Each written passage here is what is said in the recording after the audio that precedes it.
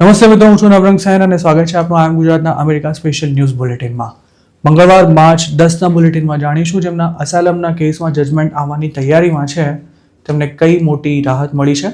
જોઈશું શિકાગોની નજીક આવેલા પટેલ બ્રધર્સના પાર્કિંગ લોટમાંથી કઈ રીતે કસ્ટમરની સોનાની ચેઇન કાઢી લેવાઈ, તેમજ શિકાગોમાં પકડાયેલા કેટલા ઇલીગલ ઇમિગ્રન્ટ્સને બારોબાર ડિપોર્ટ કરી દેવામાં આવ્યા છે, અને ફ્લોરિડામાં એક દેશી બિલ્ડરે કરેલા $85 મિલિયન ફ્રોડનો રિપોર્ટ, તેમજ છેલ્લે ઈરાન વોર ક્યારે પૂરું થવાનું છે ત્યાં કે ટ્રમ્પે આપેલા એક મહત્વના સ્ટેટમેન્ટની વાત આજના આ બુલેટિનમાં.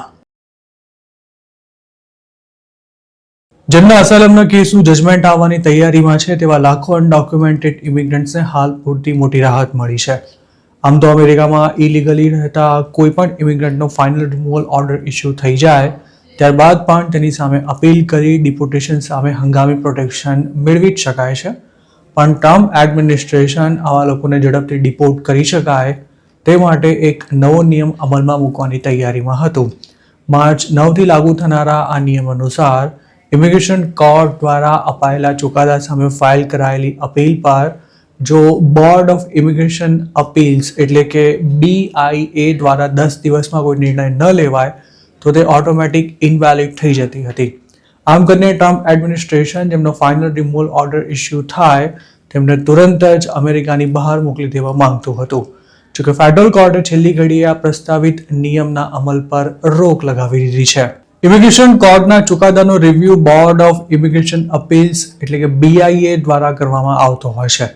નવા નિયમ મુજબ જો બોર્ડના બહુમતી સભ્યો 10 દિવસની અંદર કોર્ટના રિમૂવલ સહિતના ફાઇનલ ઓર્ડર્સને રિકન્સિડર કરવા માટે વોટ ન કરે તો જે તે ઇમિગ્રન્ટને ડિપોર્ટ કરવાનો રસ્તો સાફ થઈ જતો હતો.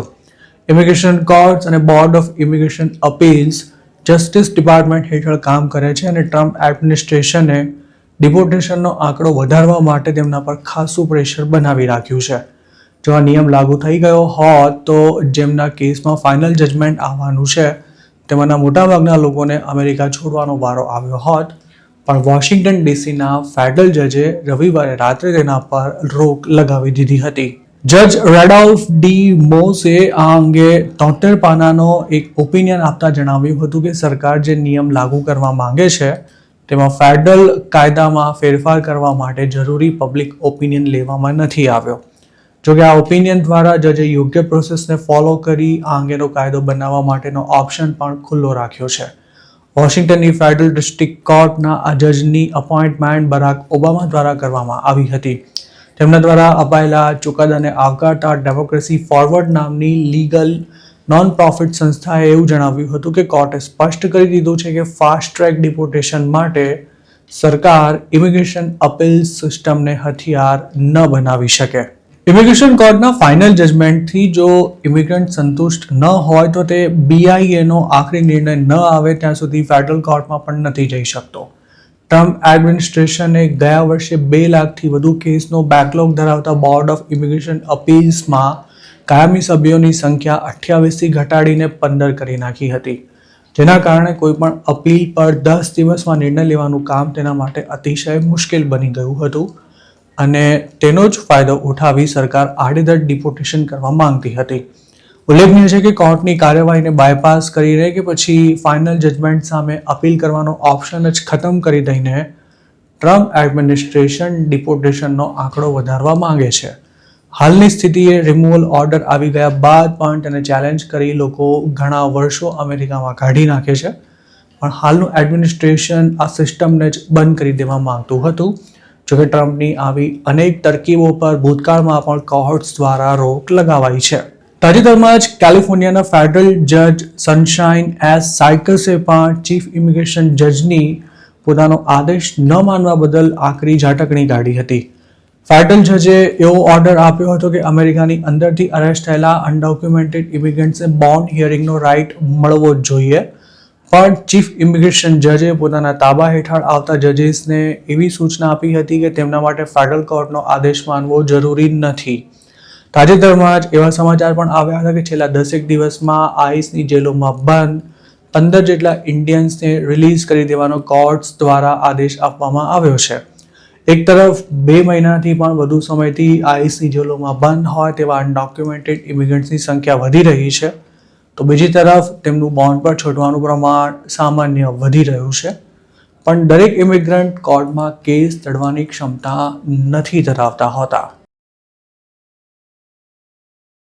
જો તમે અમેરિકામાં કોઈ સ્ટોરમાં શોપિંગ કરવા ગયા હો અને કોઈ અજાણ્યો શખ્સ કે પછી મહિલા તમારી નજીક આવીને મીઠી મીઠી વાતો કરે તો સાવધાન થઈ જજો. ઇન્ડિયાની જેમ અમેરિકામાં પણ વાતોમાં ભોળવી દઈને લોકોના સોનાના દાગીના સહિતની કિંમતી ચીજ વસ્તુઓ તફડાવી લીધી ગેંગ્સે તરખાટ મચાવ્યો છે.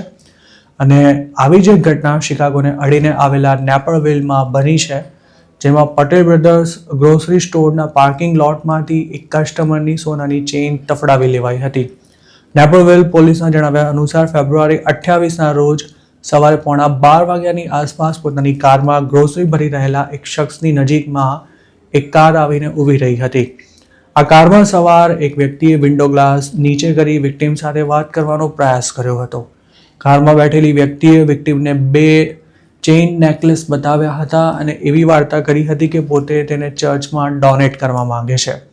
વિક્ટિમે જ્યારે આ બંને ગોલ્ડન નેકલેસ લેવાની તૈયારી બતાવી ત્યારે કારમાંથી 30-40 વર્ષની એક યુવતી બહાર આવી હતી અને તેણે વિક્ટિમને હગ કર્યું હતું, મતલબ કે તેને ભેટી હતી.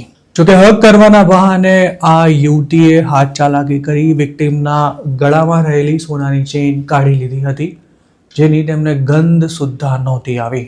આ કેસમાં વિક્ટિમના નામ સહિતની કોઈ વિગતો મીડિયા સાથે શેર કરવામાં નથી આવી, પણ ઇન્ડિયન ગ્રોસરી સ્ટોરમાં ઘટના બની હોવાથી વિક્ટિમ ઇન્ડિયન અને તેમાં એક ગુજરાતી હોય તેવી શક્યતા નકારી શકાય તેમ નથી.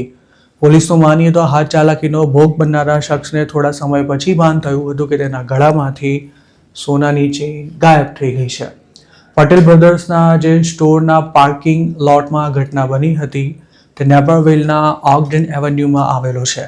નેપરવિલ પોલીસનું કહેવું છે કે છેલ્લા ઘણા વર્ષોથી આ પ્રકારે કરવામાં આવેલી ચોરીના અનેક કેસ સામે આવ્યા છે, પણ આ ટાઉનમાં છેલ્લા કેટલાક મહિનામાં પહેલીવાર આવો ક્રાઇમ થયો છે. નેપરવિલ પોલીસે છેક 2023માં આવી ચોર ગેંગથી સાવધાન રહેવા માટે પણ લોકોને જણાવ્યું હતું.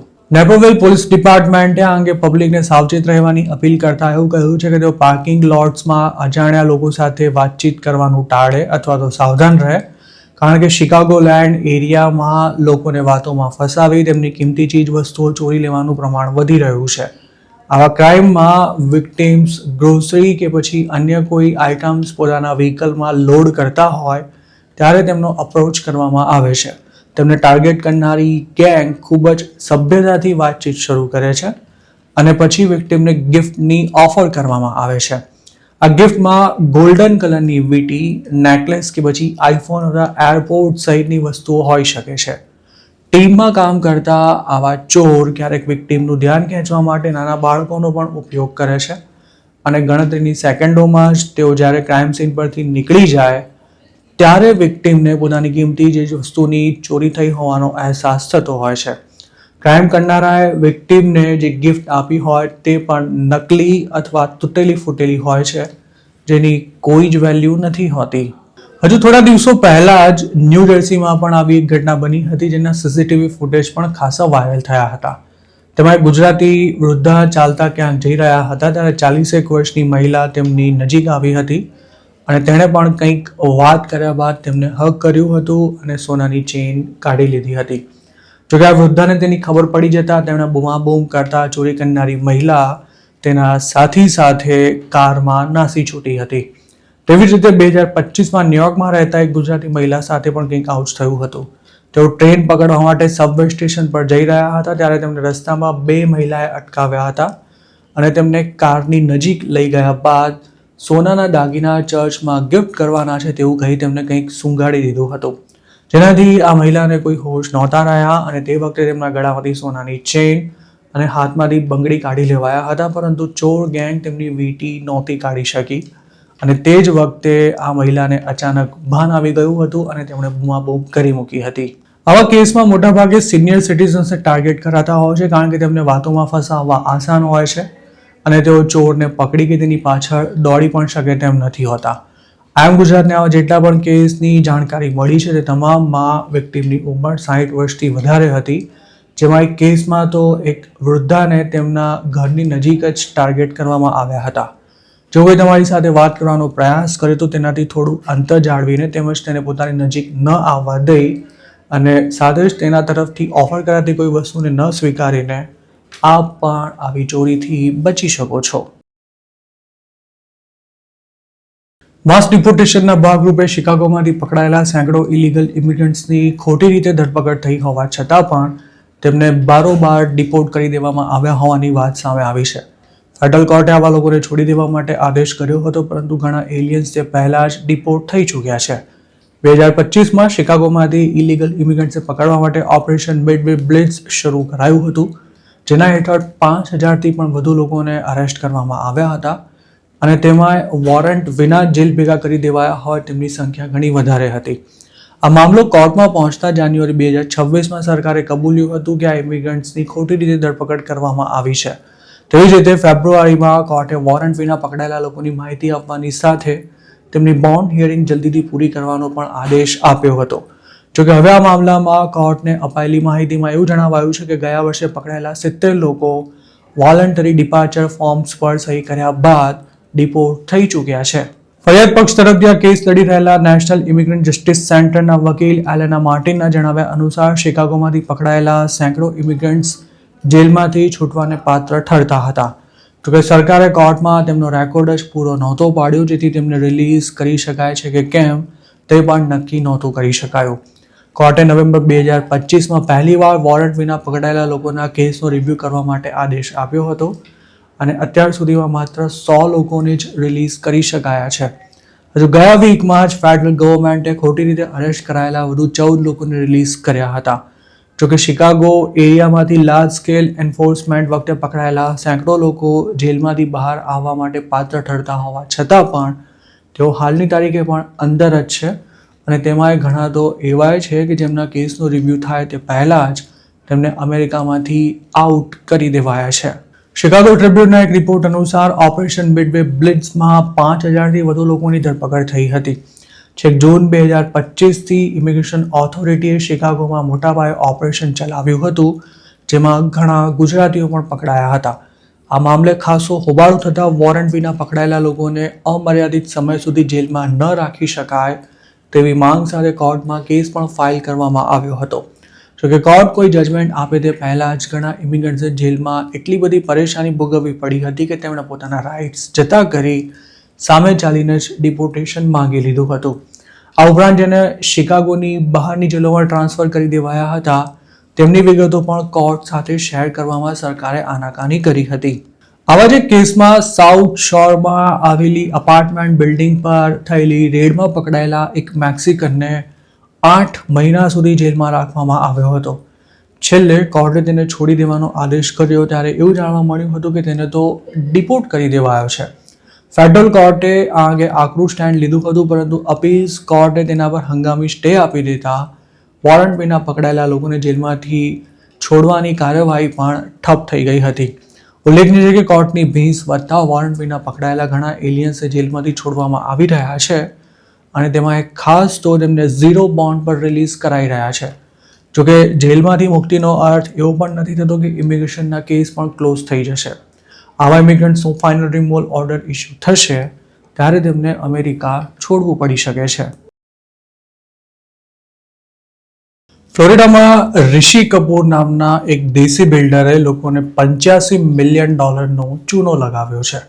માયામીના આ મહાઠગ પર મિલિયન્સ ઓફ ડોલર્સનું ફ્રોડ કરવાની સાથે સાથે ટેક્સ ચોરી કરવાનો તેમજ બેંકોમાં ખોટા રેકોર્ડ્સ રજૂ કરી મિલિયન્સ ઓફ ડોલર્સની લોન લઈ તેનાથી લક્ઝરી યોટ સહિતની વસ્તુઓ ખરીદવાનો આરોપ છે. ઋષિ કપૂર લોકેશન વેન્ચર્સ નામની એક કંપનીનો CEO હતો. માયામી સ્થિત આ real estate development company Coral Gables, Coconut Grove, Miami Beach અને ફોર્ટ લાઉડરડેલમાં ડેવલપમેન્ટ પ્રોજેક્ટ્સ શરૂ કરવાની હતી, જેમાં ઇન્વેસ્ટમેન્ટના નામે ગઠિયા ઋષિએ લોકો પાસેથી પૈસા પડાવ્યા હતા, પણ તેના લગભગ તમામ પ્રોજેક્ટ્સ માત્ર કાગળ પર જ રહી ગયા હતા અને ઇન્વેસ્ટર્સ પાસેથી જે પૈસા મળ્યા હતા તે તેણે જલસા કરવામાં ઉડાવી માર્યા હતા, જેમાં $5.3 મિલિયન ખરીદવામાં આવેલી 86 ફૂટની એક યોટ ઉપરાંત વૈભવી પ્રોપર્ટી, 18 કેરેટ ગોલ્ડની રોલેક્સ વોચ અને 2.5 કેરેટની પ્લેટિનિયમ રિંગ સહિતની ચીજ વસ્તુઓનો સમાવેશ થાય છે. ઋષિ કપૂર પર કુલ 37 જેટલા અલગ અલગ ચાર્જીસ લગાવવામાં આવ્યા છે. ગત શુક્રવારે ફોર્ટ લાઉડરડેલમાં આવેલી એક હોટેલમાંથી તેની ધરપકડ કરવામાં આવી હતી. એવું પણ કહેવાય રહ્યું છે કે આ હોટેલમાં ઋષિની બર્થડે પાર્ટી ચાલી રહી હતી ત્યારે જ પોલીસે તેને ઉઠાવી લીધો હતો. ઋષિએ 2023માં માયામીના એક્સ મેયરને પણ મહિને $10,000 સેલેરીમાં કામ પર રાખ્યા હતા. તેની ધરપકડ બાદ સરકારી વકીલે કોર્ટમાં એવી રજૂઆત કરી હતી કે ફ્લાઇટ રિસ્કને કારણે ઋષિને બોન્ડ પર જેલમાંથી છોડવામાં ન આવે. આ ઉપરાંત તેની ફેમિલી બહામાસ સહિતના કન્ટ્રીઝમાં ઇન્વેસ્ટમેન્ટ ધરાવે છે અને ઋષિ કપૂર પોતે પણ ત્યાં આવતો જતો રહે છે. આરોપીના વકીલે તેના પિતાના એટલાન્ટામાં આવેલા રિયલ એસ્ટેટ હોલ્ડિંગ્સ પર $2.5 મિલિયન બોન્ડ ભરવાની તૈયારી બતાવી હતી, પણ સરકારી વકીલે તેનો વિરોધ કરતા કોર્ટે તેને બોન્ડ પર છોડવાનો ઇનકાર કરી દીધો હતો. કોર્ટમાં રજૂ કરાયેલા પેપર્સ અનુસાર Rishi Kapoor high end real estate projects ઊભા કરવાની વાતો કરીને ઇન્વેસ્ટર્સ પાસેથી પૈસા પડાવતો હતો અને પોતે પણ એવી ભપકાદાર લાઇફસ્ટાઇલ જીવતો હતો કે લોકો તેનાથી અંજાઈ જતા હતા. લોકેશન વેન્ચર્સમાં તે 2016થી 2023 દરમિયાન CEO રહ્યો હતો અને આ ગાળા દરમિયાન તેની કંપનીએ 12 પ્રોજેક્ટ્સ લોન્ચ કર્યા હતા. તેણે ઇન્વેસ્ટર્સને એવી લોલીપોપ આપી રાખી હતી કે કંપનીમાં તેનું પોતાનું $13 મિલિયન રોકાણ છે, પણ તપાસ દરમિયાન આ આંકડો 6.5 મિલિયનની આસપાસ હોવાનું જાણવા મળ્યું હતું. ઋષિ કપૂરે જે યોટ લોન પર લીધી હતી તેમાં તેણે $1 મિલિયન કેશ ચૂકવ્યા હતા, જ્યારે ત્યાં પછી લોન લેવાઈ હતી તેનો મહિનાનો હપ્તો $31,000 હતો. આ યોટ ખરીદતા પહેલા તેણે 2021માં જ $2.3 મિલિયન બીજી એક યોટ લીધી હતી અને તેના સોદામાં પણ $1.3 મિલિયન કેશ ચૂકવવામાં આવ્યા હતા અને 2023માં જ તેણે આ યોટને વેચી પણ દીધી હતી. જોકે નવેમ્બર 2023માં અન્ય એક ફ્રોડ કેસમાં આ યોટને જપ્ત કરી લેવામાં આવી હતી. આ ઉપરાંત ઋષિએ કોકોપ્લમમાં $5.9 મિલિયન એક મકાન પણ લોન લઈને ખરીદ્યું હતું, પણ તેણે માર્કેટમાં એવી હવા ફેલાવી હતી કે તેના માટે તેણે કોઈ જ લોન નથી લીધી.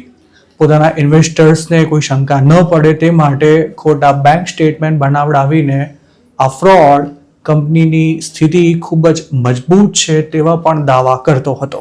ઋષિ કપૂરે પોતાના એમ્પ્લોઈઝને પણ નથી છોડ્યા. તે તેમના પગારમાંથી ટેક્સ તો કાપતો હતો, પણ આ ટેક્સને સરકારમાં જમા કરાવતો જ નહોતો. તેની સામે હવે ફેડરલ કોર્ટમાં ટ્રાયલ શરૂ થવાની છે. ચોંકાવનારી વાત એ છે કે ઋષિએ કુલ $2.8 મિલિયન કમાણી કરી હોવા છતાંય તેણે પર્સનલ ટેક્સ ભરવાની સાથે લોનના હપ્તા ચૂકવવાની પણ ક્યારેય તસ્દી નહોતી લીધી. જોકે સારી આવક હોવાથી એક બેંકે ઋષિ કપૂરને $5 મિલિયન ક્રેડિટ આપી હતી, જ્યારે બીજીએ તેને યોટ ખરીદવા માટે 4.7 મિલિયનની લોન આપી હતી. તેની સામે વાયર ફ્રોડ, મની લોન્ડરિંગ તેમજ સરકાર સાથે છેતરપિંડી ઉપરાંત ટેક્સ ચોરી અને બેંક ફ્રોડના આરોપ લગાવાયા છે, જેમાં આ ધોતારાને 20 વર્ષ સુધીની જેલની સજા થઈ શકે છે. તેમજ તેણે જેટલી રકમનું ફ્રોડ કર્યું છે તે પણ તેને પરત ચૂકવવી પડશે. ઈરાન વોર ક્યારે પૂરું થશે તેને લઈને આખી દુનિયાને સવાલ થઈ રહ્યા છે, ત્યારે ટ્રમ્પે આ મામલે નવો જ બોમ્બ ફોડતા એવો દાવો કર્યો છે કે અમેરિકા 4-5 વીક પહેલા જ આ યુદ્ધને પૂરું કરી શકે છે. યુદ્ધની શરૂઆતમાં અમેરિકાના પ્રેસિડેન્ટે એવું કહ્યું હતું કે ઈરાનનું વોર 4 થી 5 વીક ઓછામાં ઓછું ચાલશે કે પછી તેનાથી પણ વધારે ચાલી શકે છે, પણ હવે તે પોતે જ એવી વાતો કરી રહ્યા છે કે આ યુદ્ધ વહેલું પૂરું થઈ જવાનું છે. ટ્રમ્પે સોમવારે CBSને આપેલા એક ઇન્ટરવ્યુમાં એવું જણાવ્યું હતું કે આ યુદ્ધનો હેતુ લગભગ સર થઈ ગયો છે. પ્રેસિડેન્ટના સ્ટેટમેન્ટ બાદ ક્રૂડના ભાવ ઘટ્યા હતા, પણ ઈરાને તેના પર એવી પ્રતિક્રિયા આપી હતી કે આ યુદ્ધ ક્યારે પૂરું થશે તે અમેરિકા નક્કી નહીં કરે. પોતાની જૂની ધમકી ફરી દોહરાવતા ઈરાને એમ પણ જણાવ્યું હતું કે જો અમેરિકા અને ઇઝરાયલના હુમલા ચાલુ રહ્યા તો પોતે હોર્મુઝની ખાડીમાંથી 1 લિટર ઓઇલને પણ બહાર નહીં જવા દે. જોકે તેની આ ધમકીની ગ્લોબલ માર્કેટમાં કોઈ ખાસ અસર જોવા નહોતી મળી. આ યુદ્ધ લાંબુ ખેંચાશે તેવી આશંકા વચ્ચે ક્રૂડના ભાવમાં જોરદાર ભડકો થતા ટ્રમ્પ પોતે સલવાઈ ગયા હોય તેવી સ્થિતિ સર્જાઈ છે, કારણ કે અમેરિકામાં ગેસોલિન અને ડીઝલના ભાવમાં એક જ અઠવાડિયામાં જંગી વધારો થયો છે. તેમજ પબ્લિક પણ આ મામલે પ્રેસિડેન્ટને સપોર્ટ નથી કરી રહી. આમ તો ટ્રમ્પ યુદ્ધ અંગે અત્યાર સુધીમાં જાત ભાતના અને અલગ અલગ સ્ટેટમેન્ટ્સ આપીને ખાસું કન્ફ્યુઝન ઊભું કરી જ ચૂક્યા છે, પણ આ યુદ્ધના હેતુ અંગે તેમણે હજુ સુધી કોઈ ફોડ નથી પાડ્યો. જોકે પહેલી વાર તેમણે કોઈ સારી વાત કરતા યુદ્ધ વહેલું પૂરું થશે તેવું જણાવ્યું હતું, પણ સાથે તેમણે એવી સ્પષ્ટતા કરી હતી કે હજુ આ અઠવાડિયું જંગ ચાલુ જ રહેવાનો છે. આ યુદ્ધને અઠવાડિયું પૂરું થતાં જ અમેરિકાએ કરેલા ભીષણ હુમલા બાદ સોમવારે ગ્લોબલ માર્કેટમાં ક્રૂડના ભાવ $120 પ્રતિ બેરલ સુધી પહોંચી ગયા હતા અને સ્ટોક માર્કેટ્સમાં પણ જોરદાર કડાકો બોલાયો હતો. જોકે મંગળવારે દુનિયાભરના શેરબજાર બાઉન્સ બેક થયા હતા અને ક્રૂડમાં પણ સારો એવો ઘટાડો જોવા મળ્યો હતો. ટ્રમ્પનો દાવો છે કે અમેરિકાએ ઈરાનની લશ્કરી ક્ષમતાને લગભગ ખતમ કરી નાખી છે અને તેના ડઝનબંધ નેવલ શિપ્સને પણ ડૂબાડી દીધા છે અને સાથે જ ઇરાનિયન એરફોર્સ અને એન્ટી એરક્રાફ્ટ ડિફેન્સ સિસ્ટમ પણ બરબાદ થઈ ચૂક્યા છે.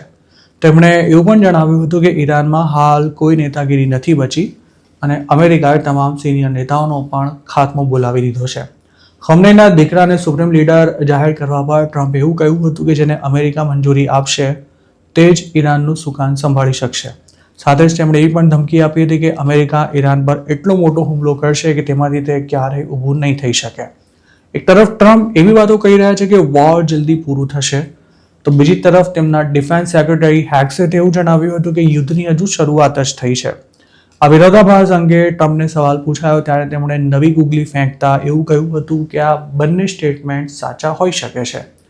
ટ્રમ્પે સોમવારે જ વ્લાદિમીર પુતિન સાથે પણ વાત કરી હતી અને આગામી દિવસોમાં અમેરિકા રશિયા પર મૂકેલા પ્રતિબંધ હળવા કરે તેવી પણ શક્યતા છે, જેનું મુખ્ય કારણ ક્રૂડ ઓઇલ છે. ડોનાલ્ડ ટ્રમ્પ ભલે મગનું નામ મરી ન પાડી રહ્યા હોય, પરંતુ ઈરાન પર અણધાર્યો હુમલો કરીને તે પોતે ચારે તરફ ફેરવાઈ ગયા હોય તેવું સ્પષ્ટ દેખાઈ રહ્યું છે. ખાસ તો ક્રૂડના ભાવમાં ભડકો થતાં તેની અસર આખી દુનિયાને થાય તેમ હોવાથી ટ્રમ્પ પર આ યુદ્ધ પૂરું કરવાનું ભારે પ્રેશર છે. તેમણે હોર્મુઝમાંથી ઓઇલ ટેન્કર્સની અવરજવર માટે યુએસ નેવી તેમને એસ્કોર્ટ કરશે તેવું પણ ફરી એકવાર કહ્યું હતું. તો બીજી તરફ ઈરાન પણ જાણી ગયું છે કે અમેરિકા સામેની લડાઈ જીતવી ભલે અશક્ય હોય, પણ હોર્મુઝમાં તણાવ યથાવત રાખીને તે પોતાનું ધાર્યું કરી શકે છે. ઈરાનના સુપ્રીમ લીડરના મોતને એક અઠવાડિયું થઈ ગયું હોવા છતાં પણ દેશમાં સ્થિતિ કાબુ બહાર નીકળી ગઈ હોય તેવા કોઈ જ અપડેટ્સ નથી અને ઈરાનિયન મિલિટરી ડ્રોન તેમજ મિસાઇલ્સથી છૂટાછવાયા અટેક્સ કરી સમગ્ર મિડલ ઇસ્ટને અધ્ધશ્વાસે રાખી રહી હોય તેવું હાલ જોવા મળી રહ્યું છે. તેવામાં આ યુદ્ધ કેટલું ચાલશે અને આગળ જતાં કયું સ્વરૂપ ધારણ કરશે તે અંગે હાલ કંઈ પણ કહેવું ખૂબ જ મુશ્કેલ છે. તો મિત્રો, આ હતા અમેરિકાના આજના મુખ્ય સમાચાર. આપને જો મારી રજૂઆત પસંદ આવી હોય તો આ વિડીયોને લાઇક અને શેર કરવાનું તેમજ આઈ એમ ગુજરાતની યુટ્યુબ ચેનલને સબસ્ક્રાઇબ કરવાનું ભૂલશો નહીં, કારણ કે આ ચેનલ પર આપને મળશે અમેરિકામાં રહેતા ગુજરાતીઓ માટેના તમામ મહત્વના સમાચાર અને તે પણ આપની પોતાની ભાષામાં. આપ જો મારી સાથે કોઈ ટિપ શેર કરવા માંગતા હો તો હાલ સ્ક્રીન પર દેખાઈ રહેલા વોટ્સએપ નંબર પર પણ અમારો સંપર્ક કરી શકો છો. આપની ઓળખ ગુપ્ત રાખવામાં આવશે.